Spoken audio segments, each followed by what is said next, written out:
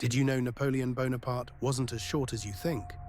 The idea of Napoleon being diminutive and even lead to the perception that gave rise to the term Napoleon complex is one of history's biggest myths.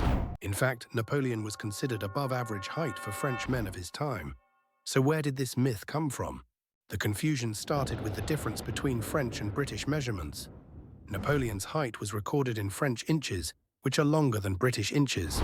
When converted, Napoleon stood around 5'6", 1.68 meters, or 5'7", 1.70 meters, quite respectable for the early 19th century, when the average height was shorter than today.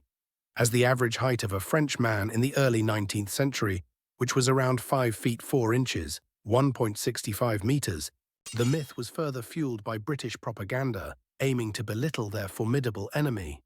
English cartoonists portrayed him as a tiny, angry, and childlike figure to make him seem less threatening.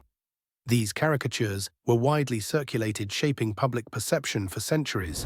Napoleon's soldiers affectionately called him le Petit Caporal, the little corporal. Despite petit meaning little, this wasn't about his height.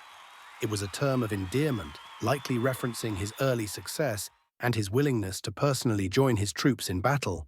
Napoleon often surrounded himself with his elite imperial guard, who were specifically selected for their imposing stature and were significantly taller than average men.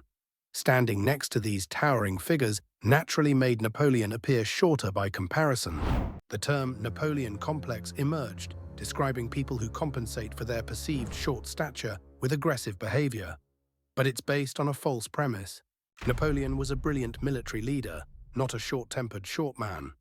Understanding the truth behind his height gives us a clearer picture of history. So next time you hear someone mention the Napoleon complex, remember, it's all based on one of history's persistent myths.